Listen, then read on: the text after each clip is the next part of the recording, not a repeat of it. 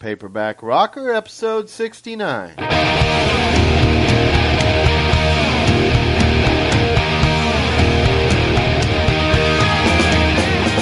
Hey, this is Matt Severson, the Paperback Rocker, and I'm broadcasting from my 6x9 foot cinder block shack in the desert of northern Mexico, southern Texas. Welcome and thanks for checking out my show.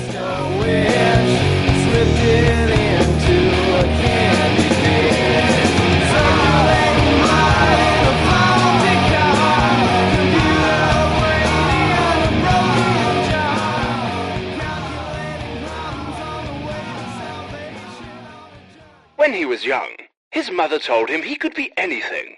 He said, "I want to be a podcaster, Mommy." Hey everybody, what's up? Welcome to episode 69 of the Paperback Rocker Show. This is your old friend Matt, aka Paperback Rocker on the internet. Hope you're doing well. Hope you're enjoying the story so far. That is the story of Stanton Wheelhouse III, middle name Cuthbert, the hero of the novel that I wrote, Blue Whiskey. It's just starting to get interesting, really, in my opinion. Stanton is in the middle of his first show ever at the Thirsty Possum. He's an awkward yet instinctual performer, and he's hitting on some things that he'll carry throughout his long and storied career that we are getting into the beginning of now. And he's just introduced the concept, which is definitely a real thing, that he calls the tunnel, which is I think he's going to describe it, but it's a state that musicians go into where they kind of lose track of time and everything out in the outside world and all that. So, I'm going to start in on the top of page 81 with Stanton talking about the tunnel. Drop me a line sometime, paperbackrocker@live.com. My name is Matt Severson, by the way. Okay, here we go. I played my last 3 songs, which I can't remember, but have been documented by those who have written what they think is my story.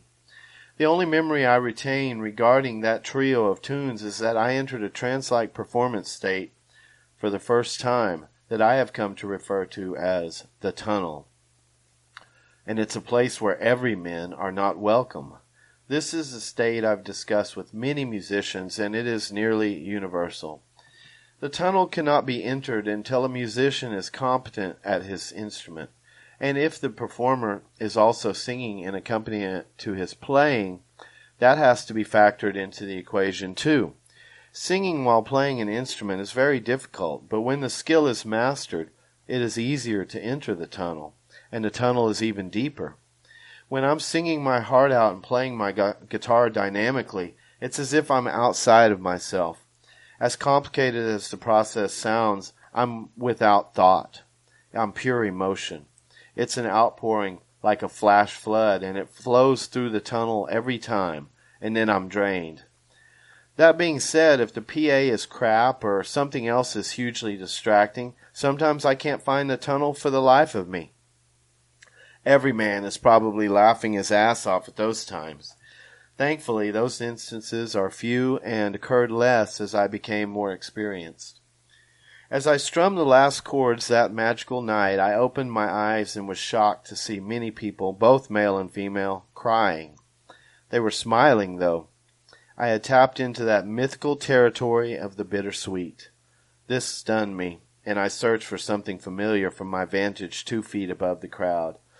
I found Reuben behind the bar, and the expression on his face can only be described using the same word, bittersweet. I saw the tracks of tears on his cheeks, and he smiled, but it wasn't broad. His head moved back and forth slightly. "You did it," he mouthed. I removed my guitar and rested it gently against one of the speakers. I was groggy.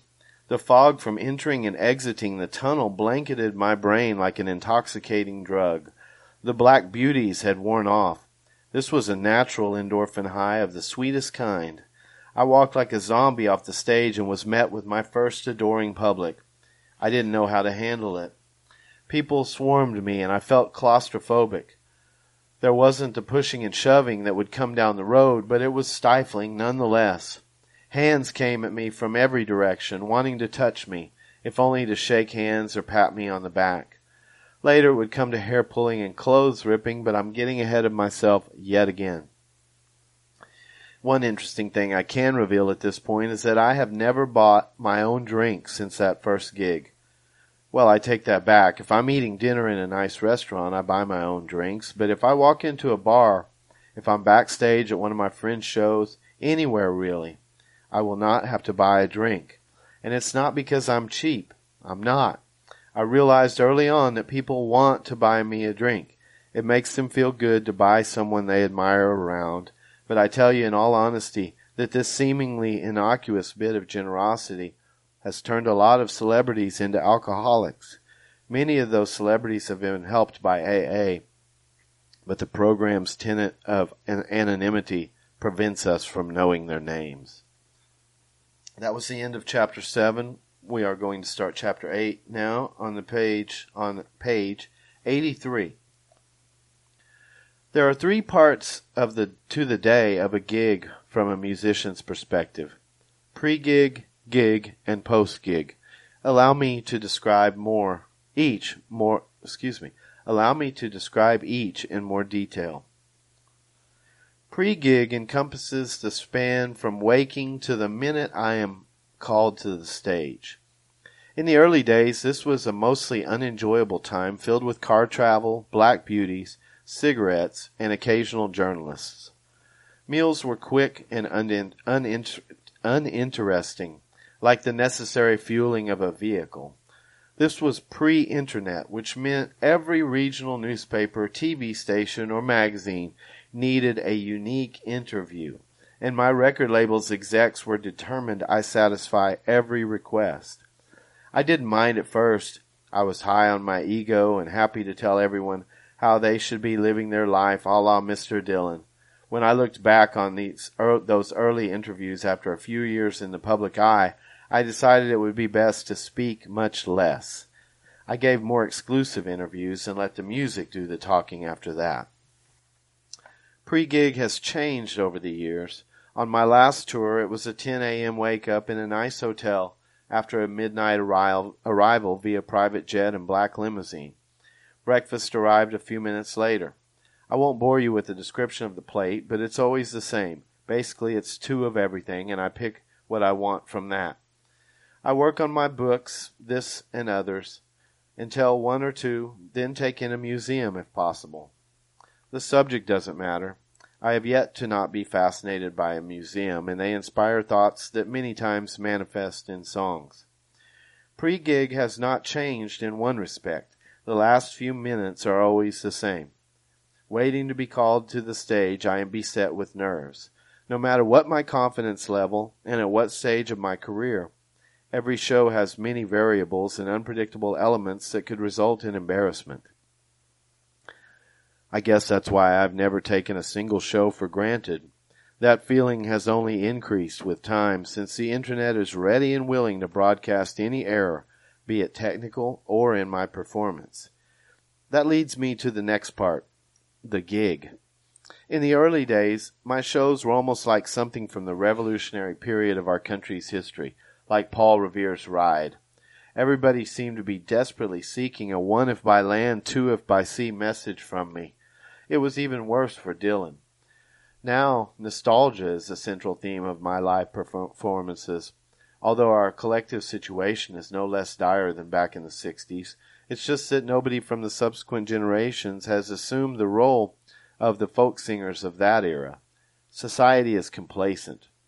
I am too now. Being a revolutionary is a young man's vocation.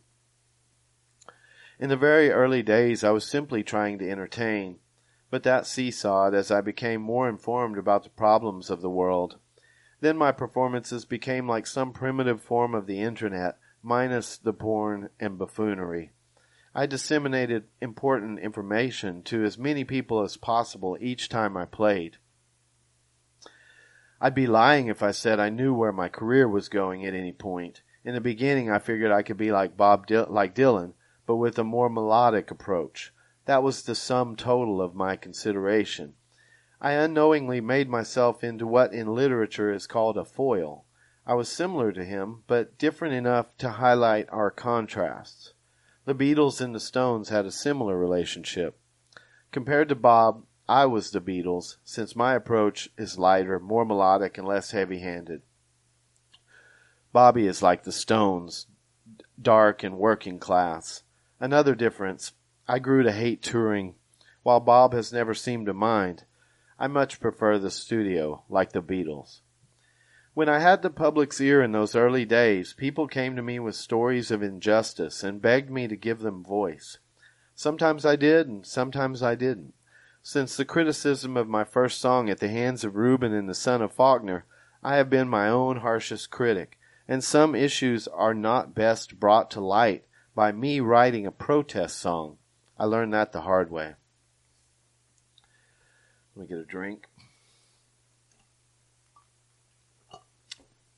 because this next part is going to be hard to read. I received a passionate letter imploring me to help resolve a situation in Punxsutawney, Pennsylvania. Specifically, it was a plumbers' union strike. The description of the living conditions being endured by the citizens of that burg made it sound like hell. I decided to help. During a 2-hour-long shower, I wrote an earnest song meant to bring the nation's collective eye to the dispute, so perhaps an agreement would come to relieve the populace.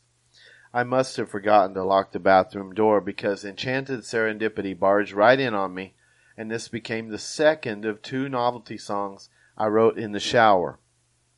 I'll tell you about the first one later.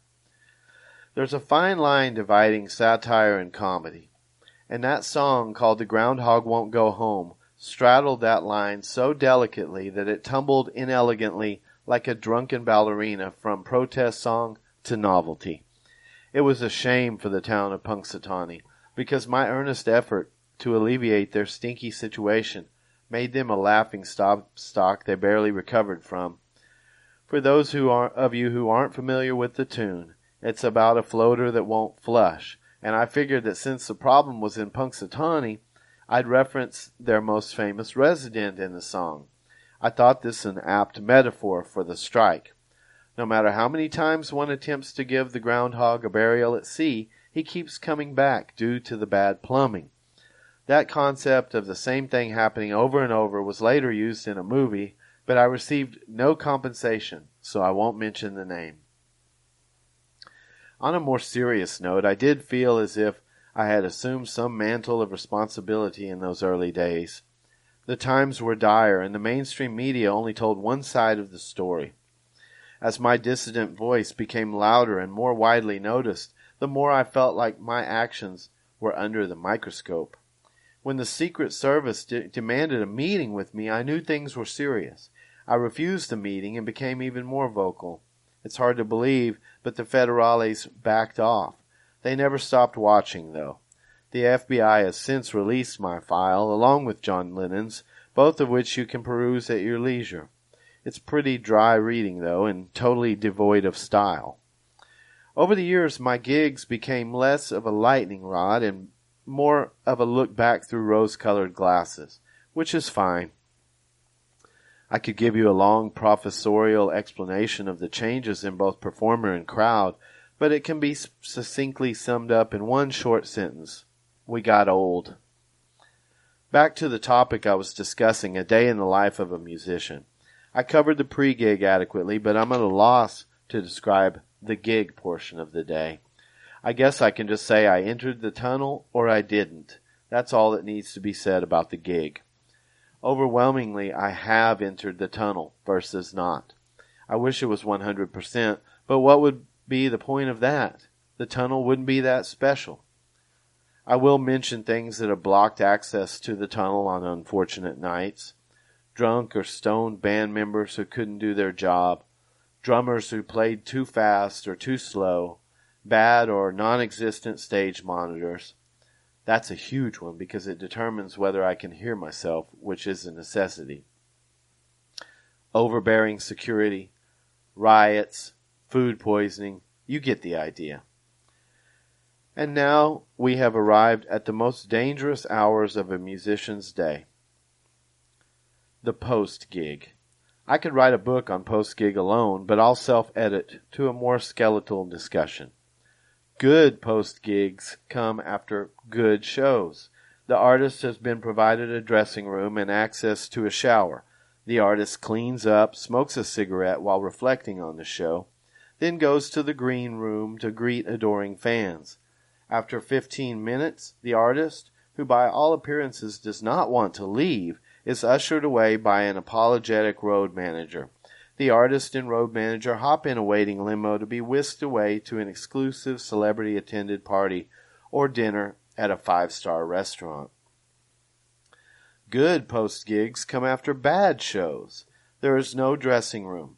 The artist is forced to remain in the sweat-soaked clothes he wore on stage. The show was bad, but only the artist thinks so. The sound in the stage monitors was off, that was all. The crowd loved it. At the back door, by the bus, fans have gathered, but they are polite. The artist engages them and signs autographs and takes pictures for an hour.